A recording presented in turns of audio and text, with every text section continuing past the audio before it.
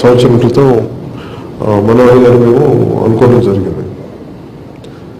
So దాంట్లో భాగంగానే ఈ రోజున ఈ తిరుపతిలో మనం ఈ పిఎస్సి సమావేశం నిర్వహించడం జరిగింది. దీంట్లో ముఖ్యంగా కొన్ని అంశాలు ప్రస్తావించడం చాలా కొన్ని అన్ని చెప్పే కంటే కూడా కొన్ని కీలకమైన అంశాలు మీకు తెలియజేసుకుంటాను. ముందుగా నేను తెలియజేసుకుంది ఏంటంటే, ఒక పార్టీ నిర్వహణ చాలా కష్టసాధ్యమైనది. వేల కోట్లతో ముడిపడి ఉన్న ఒక ఎలక్షన్ జరపాలంటే 100 కోట్లు 150 కోట్లు ఉన్న పరిస్థితుల్లో చాలా సాహసించి పార్టీ పెట్టడం వెనక సమాజం పట్ల చాలా బాధ్యత ఉంది, దేశం పట్ల చాలా ప్రేమ, అదే ముందుకు నడిపింది. ఇది నేను ప్రారంభించినప్పుడు చాలామందికి ధైర్యం లేకుండా ఉండేది. నేనేం నమ్మానంటే, ఒక మనిషి కులం కలపలేదు, కుటుంబం కలపలేదు, ప్రాంతం కలపలేదు, భాష కలపలేదు, కానీ ఒక భావం కలుపుద్ది, ఒక భావజనం కలుపుద్ది. అందుకని ఏ పొలిటికల్ పార్టీకైనా భావం చాలా ముఖ్యం. సో జనసేనకి నేను రిప్రజెంట్ చేయడానికి ఒక 7 కీలకమైన ఈ ప్రిన్సిపల్ సిద్ధాంతాలు ఎందుకు పెట్టారంటే, చాలా చదివి చాలా అర్థం చేసుకొని చాలామంది మేధావులతో మాట్లాడి చాలా కూలంకషంగా చర్చించి అవి మనం పాటించగలిగి సమాజాన్ని ఒక సరైన దిశలో నడిపించగలిగేవి, వీటన్నిటి దృష్టిలో పెట్టుకుని చేసినవి. ఈ రోజున చాలామంది ఇన్ఛార్జ్లు ఉన్నారు. మీరెవ్వరూ కూడా కొన్ని సంవత్సరాలుగా నాతో ప్రయాణించే వాళ్ళు కాదు. ఒక సంవత్సరం క్రితం మీ పార్టీలోకి జాయిన్ అయ్యి మేము వస్తామంటే మీ అందరికీ మనస్ఫూర్తిగా మేము అవకాశం కల్పించిన వాళ్ళు. మరి మీరు ఈ రోజున నాయకుల ఇన్ఛార్జి స్థాయికులు అంటే మీరు గెలిచిన ఎమ్మెల్యేలు, మీరు ఓడిపోయిన ఎమ్మెల్యేలు, అంతే గుర్తుపెట్టుకోండి. మీరు చట్టసభల్లోకి వెళ్ళలేదు, కానీ మిమ్మల్ని కొంత శాతం 100 మంది ఓటేసిన మీరు ఆ 100 మందికి మీరు ఎమ్మెల్యేని గుర్తుపెట్టుకోండి. మీరు నాతో సహా ఆ బాధ్యత ఉందో మనకి, దాన్ని మనం మర్చిపోదు. మన కోసం కొంతమంది నిలబడ్డారు. మీరు పార్టీ నిర్మాణం అంటే మీ అందరికీ కూడా నేను చాలా బలంగా, మరి మీరు ఏదో అద్భుతాలు చేసేసారు అని కాదు, మీ అందరిలో కూడా ఏం ఇచ్చింటాం మేము అంటే, వీళ్ళకి భవిష్యత్తు పట్ల చాలా బాధ్యత ఉన్నవాళ్ళు, ఒక సమాజం పట్ల చాలా బాధ్యత ఉన్నవాళ్ళు, ఏదో చేద్దామని తపన ఉన్నవాళ్ళు. ఆ తపన చూసి ఉన్నోళ్ళలో చాలామంది పరిశీలించి ఆ పరిస్థితులు తగ్గట్టుగా అన్వయించి మిమ్మల్ని గుర్తించి మేము ఇచ్చాం. ఇక్కడ దాని తగ్గ మేము నిలబడతాం. మిగతా పార్టీలాగా మీరు ఉదాహరణకి గెలవకపోయినా కానీ మిగతా పార్టీల్లో ఎన్ని 100 కోట్లు ఖర్చు పెట్టారో మీకు తెలుసు. ఒక సభ నడపాలంటే ఎంతమంది ఎంత ఖర్చు ఉందో మీకు తెలుసు. పెట్రోల్ పోయటం దగ్గర నుంచి తిండ్ల దగ్గర నుంచి. కానీ మన పార్టీకి ఇందాక మాట్లాడుతూ ఇది ఎలక్షన్ గురించి చాలా డబ్బులు అవుతుంది అని మాట్లాడుతుంటే, ముందు మన దగ్గర ఫస్ట్ ఎదుటి వాళ్ళ బలం కంటే కూడా మన బలం ఏంటో ఫస్ట్ తెలుసుకున్నాం. ఒకటి మన పార్టీకి ఉంది, చాలా బలమైన సైద్ధాంతిక బలం ఉంది. సైద్ధాంతిక బలం ఎంత ముఖ్యమైందని చాలా అపహాస్యంగా ఉంటుంది, నమ్మరు మనుషులు. కానీ ఈవెన్చువల్గా సైద్ధాంతిక బలం ముందుకు తీసుకెళ్ళదు. ఇందాక పిఎస్సి సభలో మన మీటింగ్లో కూడా మాట్లాడుతూ, ఎక్కడో యూరోప్లో ఉండే ఒక కార్ల్ మార్క్స్ ఒక మాట మాట్లాడితే అది ఈ రోజుకి ప్రపంచాన్ని రెండుగా చీల్చేసింది, ఒక భావజాలం. అలాగే ఇంకో కౌంటర్ భావజాలం ఉంటాయి, చాలా భావజాలం ఉంటాయి. సోషలిజం, ఇంకోటి ఎక్స్ట్రీమ్ మనకి కమ్యూనిజం, లేదంటే క్యాపిటలిజం, 100 రకాల భావజాలాలు.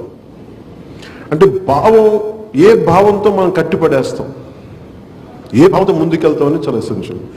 ఒక తెలుగుదేశం పార్టీ మిగతా పార్టీలు ప్రస్తావించడం కూడా అప్రస్తుతం. మిగతా పార్టీలు భావజాలాలు చూడండి, వాళ్ళకి ఏమున్నాయి భావజాలం, ఏది వాళ్ళని కట్టిపడేస్తుందంటే అధికారం ఒక భావజాలం తప్ప మిగతా ఎన్ని కట్టిపడేస్తే మనం చూడండి అంశాల వారిగా మారిపోతూ ఉంటాయి.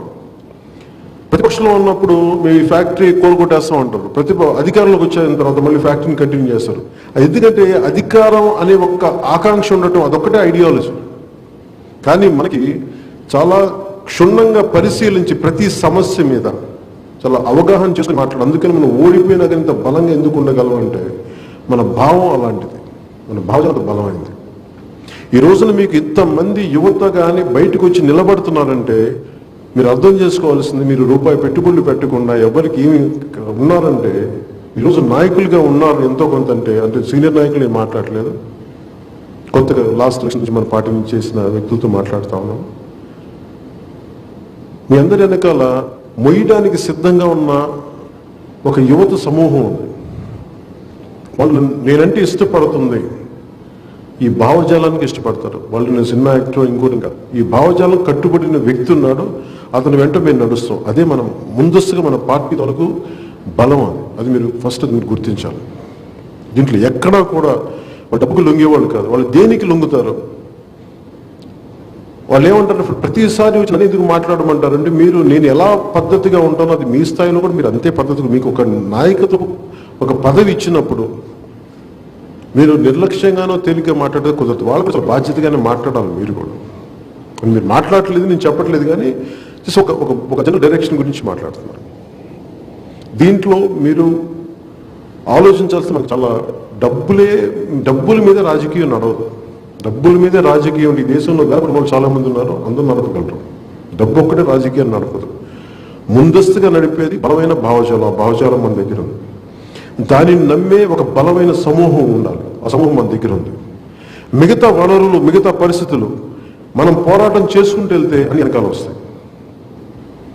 ఇందాక చెప్పినప్పుడు కూడా ఒక నీటిని స్టోర్ చేసుకోవాలి, నిల్వ చేసుకోవాలంటే ముందు చెరువు తవ్వి పెట్టుకోవాలి. ముందు అంటే మనం కష్టపడతాం. ముందు ప్రతిసారి సభలో నేను ముఖ్యమంత్రి అవ్వాలని ఎందుకు మాట్లాడమంటా అంటారు. నాకేమనిపిస్తుంది అంటే, మన పని మనం చేసుకుంటూ వెళ్తే ఆ పదవి వచ్చి మన దగ్గరికి వచ్చి కూర్చోవాలి తప్ప పదవి వెంట మనం పడకూడదు. ఇది నేను నమ్ముతాను. సో మనం చేసుకుంటూ వెళ్ళిపోదాం. చెరువు నిండింది అంటే ఎవరో తవ్వి పెట్టేశారు, సిద్ధంగా ఉంది. ఆ చెరువు తవ్వకపోతే కెపాసిటీ, దానికి ఆ నీరు నిల్వ చేసిన స్తోమత ఉండదు, దానికి స్థాయి ఉండదు దానికి.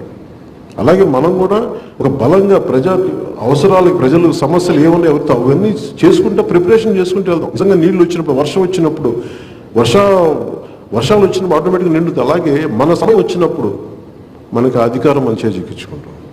ప్రజలకు కావాల్సిన బలంగా నిలబడతాం. ఒకసారి అధికారం ఉన్నప్పుడు ఒక మాట, ప్రతిపక్షం ఉన్నప్పుడు మాట కాకుండా స్థిరంగా ఒకటే మాట మాట్లాడేంత బలమైన భావజాలను కట్టుబడి ఉన్నాడు.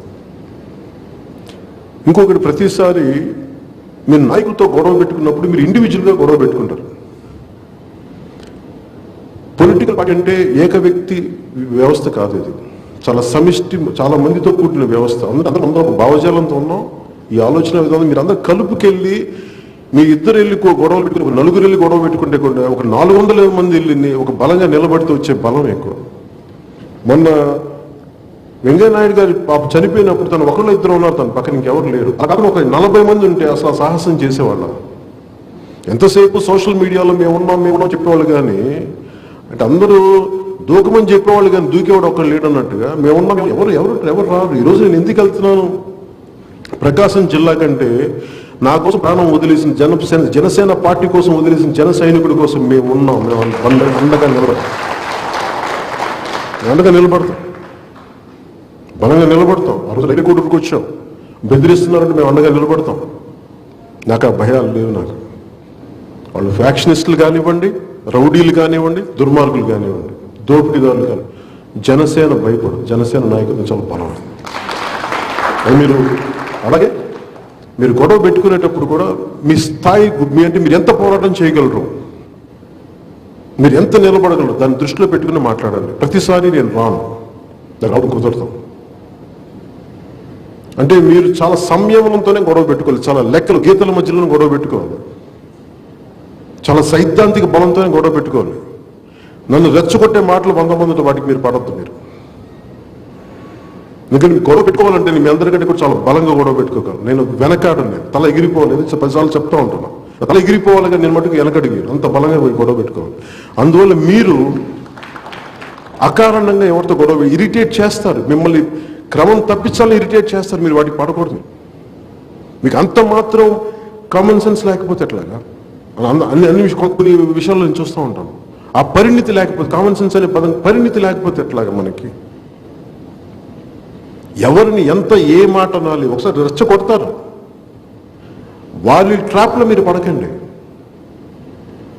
మన విధానాలు చాలా పద్ధతిగా ఉండాలి, పద్ధతిగా మాట్లాడాలి. నిజంగా అవసరమైంది ఆ రోజున మన రైతుల గురించి నివర్ తుఫాను గురించి మాట్లాడలేదు. ఈరోజు చలో అసెంబ్లీ గురించి మాట్లాడాం. బలంగా ముందుకు తీసుకెళ్తాం. గొడవ పెట్టుకోవాల్సిన చాలా నిర్దిష్టంగా గొడవ పెట్టుకుందాం. అంతేగాని కూర్చోబెట్టి చిల్లరగా మనం కూర్చోబెట్టి వీధి గొడవలో చేసుకోదు. వి రన్నింగ్ ఏ పొలిటికల్ పార్టీ. మేము చాలా బాధ్యతగా నిర్వహిద్దాం మనస్ఫూర్తిగా తెలియజేసుకున్నాం. ఇంకొకటి, తిరుపతి రెండు చాలా ముఖ్యమైన అంశాలు. ఒకటి తిరుపతి ఎన్నికలకు సంబంధించి, ఒకటి భారతీయ జనతా పార్టీ తప్పుతూ, రెండు మతం, ఆ సెక్యులరిజం అనే ఒక బ్రాడ్ కాన్సెప్ట్. ముందుగా జనసేన సిద్ధాంతాలను చూస్తే మత ప్రస్తావన లేని రాజకీయాలు ఉండాలని కోరుకుంటాం. అది మన ఆశయం. అమెరికన్ కాన్స్టిట్యూషన్ అసలు ఈ బానిసతనం ఉండకూడదు అని రాసుకుంటే దాన్ని సాధ్యపడింది కొన్ని వందలు, ఒక 150 ఏళ్ల తర్వాత కొంత ముందుకెళ్ళింది. ఇంకా ఈరోజుకి ఇంకా సంపూర్ణంగా రాలేదు. అంటే ఒక ఆశయం సాధించలేనప్పటికీ అది మా సిద్ధాంతమైన దాన్ని నడుచుకుంటూ వెళ్తాం. సో మీరు నన్ను అడిగితే మతాన్ని మనం ఎలా చూస్తామంటే, మతం అంటే ఒకరి అభిమతం, ఒకరి అభిప్రాయం. మన ఆరాధన, దైవ ఆరాధన అనేది మన ఎవరు, హిందూ ధర్మం, హిందూ మతం, ఇది అన్ని మతాలకి స్థానం ఇచ్చే నేల. ఇది అంత గొప్ప నేల. అందుకే ఇది భారతదేశం. నేను గోరక్షణ గురించి మాట్లాడాలి అంటే ఫస్ట్ నేను పార్టీని చూపిస్తాను. నా దగ్గర ఒక గోశాల ఉంటుంది, 30 ఆవులు ఉంటుంది. అంతేగాని కూర్చోబెట్టి దాని మీద నేను గొడవలు పెట్టుకోవడం అన్నీ చేయకూడదు. ముందు చాలా పెద్దలు, చాలామంది ఈ హైందవ ధర్మాన్ని చాలా మాట్లాడే పెద్దలు ఒక వాక్యాలు చూస్తూ ఉంటే నాకు అనిపించింది. ఆయన మాట్లాడింది, రోడ్ల మీద ఇన్ని ఆవులు తిరుగుతూ ఉన్నాయి, వీటిని గాలికి వదిలేసి వాళ్ళు చంపుతున్నారు, వీళ్ళు చంపుతున్నారని చెప్పేసి ఇలా వాళ్ళ మీద దాడి చేస్తే ప్రయోజనం ఏంటి? ముందు ప్రతి ఒక్కరు, ప్రేమ ఉన్న ప్రతి ఒక్కరు ముందు ఆ గోవులు రక్షించండి, ఇంట్లో మన వాడిని జాగ్రత్తగా చూసుకోండి. ముందు ఆ బాధ్యత నిజంగా గోరక్షకుడు అంటే ఎవరంటే, రోడ్ల మీద అన్యాయంగా అయిపోతున్న ఆవుల్ని దగ్గర తీసుకుని చేయాల్సిన అవసరం వాళ్ళు నిజమైన గోరక్షకుడు. ఇది నా మాటలు కాదు, ఈ దేశపు చాలా సనాతన సాంప్రదాయాన్ని చాలా బలంగా నమ్మి ముందుకు తీసుకెళ్లే ఒక పెద్ద స్థాయి వ్యక్తి మాటలు. ఇది అలాంటి స్థాయి వ్యక్తులు అన్న మాటలు. అలాగే మతం గురించి చెప్పాలంటే మతం చాలా కీలకమైనది. ఇది సెక్యులరిజం అనే పదం ఎందుకు మాట్లాడుతున్నానంటే, సెక్యులరిజం చాలా కన్వీనియంట్ గా వాడేశారు కొన్ని దశాబ్దాలుగా దేశంలో. సెక్యులరిజం అంటే ఏంటంటే మన దేశంలో డెఫినేషన్ ఆఫ్ సెక్యులరిజం అన్ని సమానం, అందరూ సమానం. కానీ ఒక్కొక్క వ్యక్తులు ఏమైపోయారంటే కొంతమంది, ఉదాహరణకి దేవాలయానికి అపవిత్రం జరిగిన, చర్చికి అపవిత్రం జరిగిన, మస్జిద్కి అపవిత్రం జరిగిన, ఇంకే మత సంబంధించిన దేవాలయాలకు అపరాధం జరిగినా సమానంగా ఖండించాలి. ఈ రోజున హిందూ దేవాలయాల్లో ఇంత అపవిత్రానికి గురవుతుంటే అందరూ చాలా కన్వీనియంట్గా దాన్ని ప్రస్తావించరు. ఎందుకంటే మనోభావాలు దెబ్బతింటాయి అంటారు. అదే సెక్యులరిజం. అది ఒక మస్జిద్కి అన్యాయం జరిగినప్పుడు గొంతు బలంగా ఎత్తగలరు, ఒక చర్చికి జరిగినప్పుడు బలంగా ఎత్తగలరు. ఇంత తప్పేమవుతుంది? అందరూ సమానమే కదా దేశంలో. అంటే ఏంటంటే ఇది ప్రజల్లో ఉన్న సమస్య కాదు, ఇది నాయకుల్లో ఉన్న సమస్య. అపిజన్ పాలిటిక్స్. మీ లోపల తప్పులు ఉన్నాయి. నేను ఎందుకు ఇంత బలంగా మాట్లాడగలను అంటే, నా అభిమానుల్లో అన్ని కులాలు, అన్ని మతాలు చాలా బలంగా ఉన్నాయి, చాలా బలంగా ఉన్నాను. నేను ఎవరి మనోభావాలు కించపరచను. అలాగే శ్రీరామచంద్రుణ్ణి ఆరాధించే ఆ సమూహాన్ని కూడా మనం అగౌరవపరచకూడదు. వాళ్ళు బాధపడుతుంటే వాళ్ళ బాధను అడ్రస్ చేయాల్సిన అవసరం ఉంది. ఇక్కడ తప్పు జరిగింది, దీన్ని కరెక్ట్ చేయాలని చెప్పాలి. ఉదాహరణకి ఇన్ని దేవాలయాలు అపవిత్రానికి గురవుతుంటే దీనిని ఎక్కువగా వెటకారం చేసింది ఎవరు? జగన్ రెడ్డి గారు కూడా కాదు. హిందూ మతాన్ని పాటించే వైసీపీలోని కొంతమంది నాయకులు ఆంజనేయ అడిగాడా గుడి కట్టించమని? ఇలా ఎవరన్నా మాట్లాడతారా? అది వేరే మతస్థులు ఎవరు మాట్లాడలేదు, ముస్లింలు మాట్లాడలేదు, క్రిస్టియన్స్ మాట్లాడలేదు. ఆ మాట్లాడిందంతా వైసీపీలో ఉన్న కొంతమంది హిందూ నాయకులు, అందరూ కూడా నేను చెప్పట్లేదు, కొంతమంది హిందూ నాయకులు మాట్లాడారు. వాళ్ళు గుళ్ళకి వెళ్తారు, కానీ వాళ్ళు మాట్లాడింది వాళ్ళ వల్ల వచ్చే డ్యామేజ్ ఇదంతా. అందుకు మనం ఏ మతానికైనా, మీరు ముస్లింల దగ్గరికి వెళ్ళండి, క్రిస్టియన్ పాటించే భారతీయుల దగ్గరికి వెళ్ళండి, ముస్లిం పాటించే భారతీయుల దగ్గర ఎవరు వెళ్ళినా మీరు చాలా బలంగా చెప్పండి, మేము అన్ని మతాలని సమానంగా గౌరవిస్తాం. ఎవరి దైవాన్ని వారు ఆరాధించుకోండి, మిగతా దైవాలని గౌరవించండి. ఇది జనసేన ఆలోచన విధానం. అలాగని అప్పీజ్మెంట్ కోసం ఇప్పుడు నేను హిందూ దేవాలయ పరిరక్షణ గురించి మాట్లాడితే మన ఓట్లు పోతే ఆ భయం మీరు పెట్టుకోకండి. ఎందుకంటే సత్యం చాలా గొప్పది. ఈ దేశంలో సత్యమే గెలుస్తుంది. ఈ దేశంలో రాముల వారి విగ్రహం మెడ ఇరక్కొట్టేస్తే అది తప్పని చెప్పడంలో మనకి ఓట్లకి తేడా రావు. అది తప్పది. నిజమైన క్రిస్టియన్, నిజమైన ముస్లిం ఎవరు నడితే అందరూ ఖండిస్తారు, ముక్త కంఠంతో ఖండిస్తారు. ఎందుకంటే దీనికి ఉదాహరణ కూడా మనకు అంతర్వేది రథాన్ని కాలిస్తే, నేను ఒక పిలుపునిస్తే చాలా మంది మనమంటే వ్యక్తిగత పార్టీ అంటే ఇష్టం ఉన్న ముస్లిం మతాన్ని పాటించే వారు కానీ, క్రిస్టియన్ మతాన్ని పాటించే వారు కానీ, అలాగే వ్యక్తిగతంగా మన పార్టీకి సంబంధం లేని వ్యక్తులు కూడా అది మనస్ఫూర్తిగా చేసి మీరు దీపాలు వెలిగి క్యాండిల్స్ వెలిగించిన పరిస్థితులు ఉన్నాయి. అవి మీరు కావాలంటే ఒకసారి వాళ్ళ ఫొటోస్ మీరు చూడొచ్చు. అంటే నేను అనేది ఏంటంటే, ఒక సత్యాన్ని మీరు నమ్మి చెప్తే ఇంకో మతాన్ని కించపరచడం కాదు.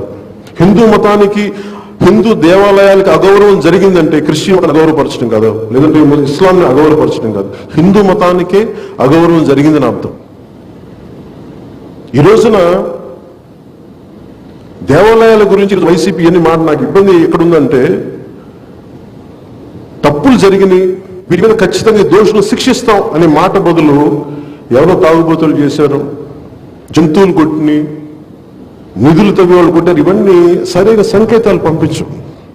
కొంచెం బాధ్యతగా ఏ స్థాయిలో ఉన్న వ్యక్తులైనా సరే, చాలా 140కి పైగా ఇన్సిడెంట్స్ జరిగినాయి. 40కి మంది వీళ్ళు చేశారు వాళ్ళు చేశారు అది మీరు నిర్ధారించడం, మీ అభియోగాలు అది మీ దగ్గర పోలీసు యంత్రాంగం ఉంది, ఎవరు చేస్తుంటే ఎవరి శిక్షలు వాళ్ళకి పడాలి. ఇలాంటి ఇబ్బందులు ముందు భవిష్యత్తులో జరగకూడదు, దానికి ఖచ్చితంగా ఉండాలి. మరి మిగతా ఇన్సిడెంట్స్ గురించి ఏంటి వీళ్ళు మాట్లాడలేదు. సో దీనికి జనసేన ముఖ్యంగా మతం అనేది చాలా బలమైంది, చాలా సున్నితమైంది. జనసేన ఎప్పుడు కూడా ఉద్వేగపూరిత రాజకీయాలు చేయదు. చలో అసెంబ్లీ చెప్పి మనం రైతులకి అండగా పిలుపునిచ్చినంతగా రామతీర్థానికి వెళ్ళి కూడా గొడవ చేయగలం. రాముల వారికి అపవిత్రం జరిగిందని చెప్పి గొడవ చేయగలం, గొడవ చేయలేని కానీ అది మన ఆలోచన విధానం కాదు. ఎందుకంటే ఈ సమాజం చాలా సున్నితమైంది. ఇది కొన్ని వేల సంవత్సరాలుగా చాలా విఘ్నతతోటి, విపరీతమైన జ్ఞానంతో ఈ నేల ఎంతమంది వచ్చినా ఇముడ్చుకుంది, కానీ ఏ మతం వచ్చినా ఇముడ్చుకుంది, కానీ ఈ దేశం ఏ మతాన్ని చీపమ్మని చెప్పలేదు. అంత గొప్ప నేల. ఆ నేలకు గౌరవం ఇవ్వడానికి,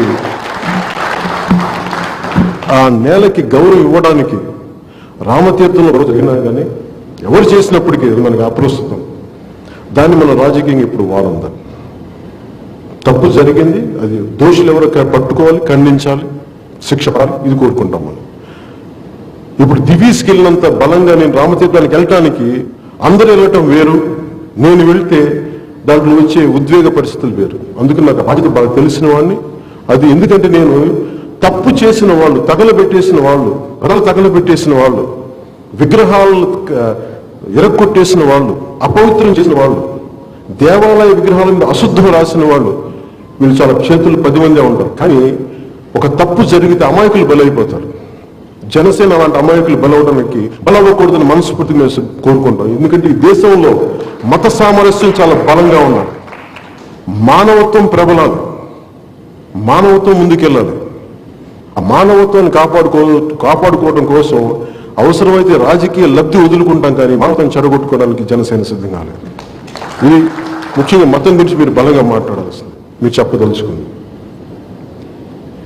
అలాగే భారతీయ జనతా పార్టీ తోటి మనకున్న సంబంధం ఇందాక చాలాసార్లు, మొన్న పోయినసారి వచ్చినప్పుడు కూడా, నివర్ తుఫాన్ వచ్చినప్పుడు కూడా అన్నా మనం తిరుపతి పార్లమెంట్ మనమే కంటెస్ట్ చేయాలి, ఇది మనకి మీ కుటుంబ పరంగా ఇది మన బలమైన స్థానం, మనమే చేయాలి. ప్రతి చోట దాడులు వస్తుంటాయి, కింద దిగుతుంటే కూడా నన్ను ఆపి మరీ మాట్లాడుతూ ఉన్నారు. అలాగే మన నాయకులు పిఎస్సీలో ఉండే నాయకులు కూడా చెప్తా ఉన్నారు. భారతీయ జనతా పార్టీ అగ్రనాయకత్వానికి ఉన్నంత అవగాహన, వారు చూపించేంత గౌరవం ఇక్కడ మాకు కనిపించట్లేదు అనేది, రాష్ట్ర స్థాయి నాయకత్వంలో కనిపించట్లేదు అనేది చాలా బాగా మన పిఎస్సిలో తెలియజేశారు. ఒక్కోసారి ఒక భావోద్వేగం కావచ్చు, లేదంటే కొంచెం ఉత్సాహం కావచ్చు, ఒక్కోసారి మాట తోచు, కానీ కలిసి ఒక సంయోజ్యత ముందుకెళ్దాం అనుకున్న చిన్న చిన్న తప్పుల్ని మనం సవరించుకొని ముందుకెళ్ళాలి తప్ప ఆ తప్పులు ఆ ప్రయాణాన్ని ఆపకూడదని మేము మనస్ఫూర్తిగా నమ్ముతాం. అది మీరు కూడా పెద్ద మనసుతో అర్థం చేసుకోండి. మీ మనసుకి నొప్పించే పరిస్థితులు ఏదైనా ఉంటే ఖచ్చితంగా గతంలో జరిగినప్పుడు వారి నాయకత్వానికి మేము స్వయంగా నేనే తెలియజేశాను. ఎందుకంటే మా నాయకులు, మా జన సైనికులు, మా ఆడపడుచులు ఇబ్బంది పడుతున్నప్పుడు నేను ముందుకు తీసుకెళ్ళడం కష్టంగా ఉంటుంది ఈ ప్రయాణాలు. అందుకని దయచేసి దీన్ని అందరికీ తెలియజేయంటే చాలా బాధ్యతగా అందరూ సరిదిద్దుకున్నారు. అంటే అదేదో మీకు కావాలని చేసిన కదా, చిన్న చిన్న పొరపాటు జరిగినాయి, అది సరిదిద్ది దాంట్లో తర్వాత కూడా మీరు చూసిండొచ్చు కరెక్షన్స్. సో తిరుపతి పార్లమెంట్కి ఎవరు కంటెస్ట్ చేయాలి? జనసేన, భారతీయ జనతా పార్టీ. దీని మీద ఒక ఎక్సైజ్, ఒక అవగాహనకు వచ్చాం. కానీ దాని మీద ఇంకొంచెం పటిష్టమైన నిర్ణయం తీసుకోవడానికి ఇంకొక 2-3 సిట్టింగ్స్ మేము కూర్చోవాలి, ఇంకో 2 పర్యాయాలు కూర్చోవాలి. ఇంకో పర్యాయం హైదరాబాద్లో కూర్చున్నాక కానీ, మంగళగిరిలో కూర్చున్నాక కానీ, ఆఖరి పర్యాయం మేము ఢిల్లీలో కూర్చొని అందరూ ఆలోచించి నిర్ణయం తీసుకున్నాం. ఒకవేళ జనసేన అభ్యర్థి అయితే ఖచ్చితంగా తిరుపతి పార్లమెంటు ఉన్న ఈ అన్ని 7 నియోజకవర్గాలు నేను విస్తృతంగా తిరిగి అందరి మద్దతు కూడగట్టుకొని దానికి భారతీయ జనతా పార్టీ మనకి ఎంత మద్దతు తెలుపుద్ది అది కూడా వాళ్ళు తెలియజేస్తారు. లేదు కానీ మనం అలా కాదు, భారతీయ జనతా పార్టీ చేసే పక్షంలో ఇందాక మన నాయకులు కూడా ఏమడిగారంటే చాలా అంటే ఇది ఏమడిగారంటే ఇందాక మన పిఎస్సిలో కూడా చాలా అందరూ తెలియజేసింది. పిఎస్సి అనుకుంటే మీరు కూర్చోబెట్టి దాదాపు కొన్ని వేల మందిని అభిప్రాయం తీసుకొని చెప్పే కమిటీ అది. వాళ్ళు కూడా అడిగింది ఏంటంటే జిహెచ్ఎంసీ అంత ప్రతిష్టాత్మకంగా ఒకవేళ జనసేన చేయకూడదు, లేదంటే మనకి జనసేన కాకుండా ఒకళ్ళు భారతీయ జనతా పార్టీ చేయాలనుకుంటే మా అభ్యర్థన, నాకు ప్రజల నుంచి మేము సేకరించింది జిహెచ్ఎంసీ అంత ప్రతిష్టాత్మకంగా భారతీయ జనతా పార్టీ చేస్తే మేమందరం చేయడానికి సంసిద్ధంగా ఉన్నాం. ఇట్లాంటివన్నీ చాలా చంక ఇంకో 2-3 అంశాలు చెప్పారు, నేను ప్రస్తావించలేను ఇక్కడ. ఇది ఎందుకు చెప్తున్నాను ఇవన్నీ అంటే చాలా ట్రాన్స్పరెంట్గా ఉంది మనకి భారతీయ జనతా పార్టీకి. మోదీ గారితో కానీ నా ప్రయాణం ఈ రోజుది కాదు, 2014 నుంచి. వ్యక్తిగతంగా ఆయన ఎప్పుడు విభేదం లేదు నాకు. కేవలం కొన్ని రాష్ట్ర సమస్యల గురించి 1-2 సార్లు ప్రస్తావించాను, ఆ పోరాట యాత్రలో ఉన్నది తప్ప వ్యక్తిగతంగా నేనంటే ఇష్టం ఉండి కూడా మన రాష్ట్ర ప్రయోజనాల కోసం ఆ పరిస్థితుల్లో నేను ఆ పర్యటన అంతా జరిగింది. కానీ ఇప్పుడు రాష్ట్ర సుస్థిరత కోసం ఏం చేయాలి ఎన్ని అనేది చాలా చాలా బలంగా అందరం కూర్చొని ఎలా చేయాలి, 2 పార్టీలకి బలోపేతం అవ్వాలి, ఒక ఆల్టర్నేట్ ఒక పార్టీ బలంగా ఉండాలి, ఒక అలయన్స్ బలంగా ఉండాలి. అది జనసేన, భారతీయ జనతా పార్టీ అందరూ వాళ్ళు నమ్మింది, భారతీయ జనతా పార్టీ అగ్రనాయకత్వం నమ్మింది. సో దాన్ని దృష్టిలో పెట్టుకొని అది ఎవరికి మనం వెళ్తాం అనేది ఒక వారం రోజుల వరకు, ఒక 1 వీక్లో మనం తెలియజేస్తాం. దాన్ని బట్టి మనం ముందుకు ఎలా వ్యూహం చేద్దాం, ఈ వ్యూహాన్ని ఎలా తీసుకెళ్దాం, ఈ ఎలక్షన్స్కి ఎలా ప్రిపేర్ అవుతాం మీకు తెలియజేసుకుంటాం.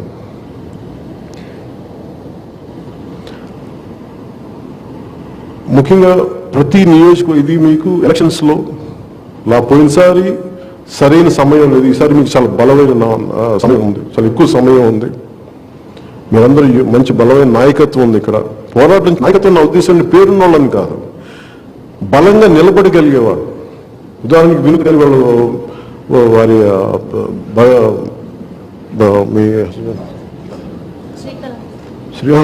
వినోద్ గారిని వాళ్ళు చేసిన విధానం, అంటే వాళ్ళ మీద ఎన్ని ఇబ్బందులు పెట్టిన బలంగా నిలబడిన విధానం, ఆవిడ భర్త మీద కానీ బలంగా నిలబడరు. అంటే వాళ్ళు వెనక ఏదో కూర్చోబెట్టి పెద్ద పెద్దగా కాటికడం బలంగా ఒక ఆలోచన విధానంతో పోరాట జరిగే సత్తా ఉన్నవాళ్ళు. అలాంటి నాయకులకి మేము బలంగా నిలబడి ఉంటాం, మేము తెలియజేసుకుంటాం. కాబట్టి మీరు చాలా జాగ్రత్తతోటి ఉండండి, మీరు ఆలోచనతోనే యుద్ధం చేయండి. మీరు అదే గొడవ పెట్టుకున్నప్పుడు ఆచితూచి 100 ఆలోచించండి. గొడవ పెట్టుకోవాలనుకున్నప్పుడు ఒకసారి గొడవ పెట్టుకుని ఇంక వెనక్కి వెళ్ళకూడదు. వాళ్ళు మడం తిప్పుతారేమో కానీ మనం మడం తిప్పకూడదు, గుర్తుపెట్టుకోండి. అందుకని దయచేసి మీరు ప్రత్యర్థి నాయకుల మాట అనేటప్పుడు కూడా ఎంత మాట అనాలో కూడా మీరు నిర్ధారించుకోండి. వాళ్ళు అనేస్తారు, వాళ్ళు నోరు జారేస్తారు, అది వాళ్ళ విధానం. అది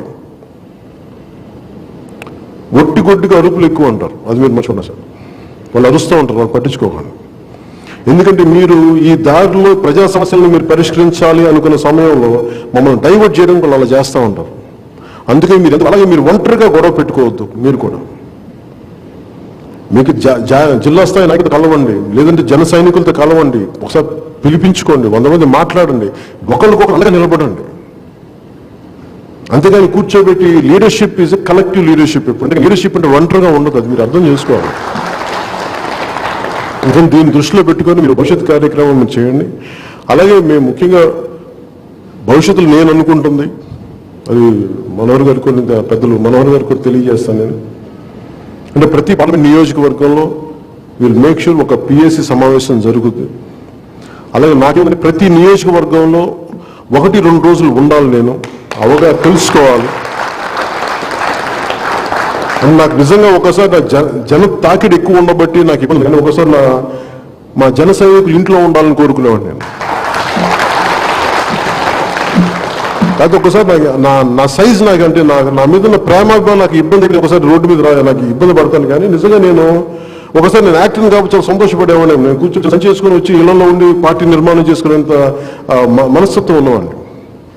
కానీ అవకాశం ఏదన్నా ఖచ్చితంగా కూర్చుందాం. అలాగే ఈ రోజున క్రియాశీలక సభ్యత్వం అనేది చాలా కీలకమైంది.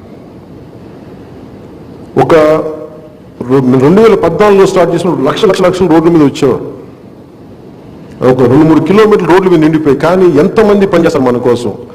ఒక సంవత్సరం పొడుగుతా, కొన్ని సంవత్సరాలు పొడుగుతా, ఏదో పాల పొంగులాగా వచ్చేవాళ్ళు నిలకడగా ఉండాలంటే వాళ్ళకి మన భావజాలను కట్టుబడి ఉన్న మనం ఇష్టపడే వాళ్ళు ఉండాలి. దాంట్లో భాగంగా క్రియాశీలక సభ్యత్వాన్ని ముందుకు తీసుకెళ్తాను.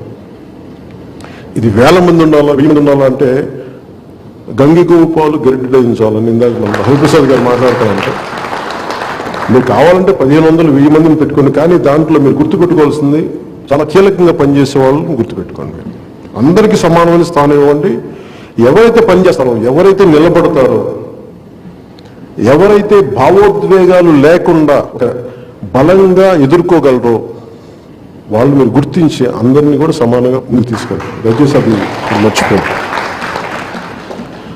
సో దీంట్లో భాగంగా మీ అందరికీ మనస్ఫూర్తిగా ఈ సమావేశానికి వచ్చిన మనస్ఫూర్తిగా ధన్యవాదాలు తెలుపుతూ, ఈ భవిష్యత్తులో ప్రతి పార్లమెంట్లో ఉండే ఈ పిఎస్సి సమావేశంతో పాటు ఇందాక చెప్పినట్టుగా ప్రతి నియోజకవర్గంలో 1-2-3 రోజులు నేను ఉండాలి. ఆ నియోజకవర్గాన్ని తెలుసుకోవాలి. Know your constituency.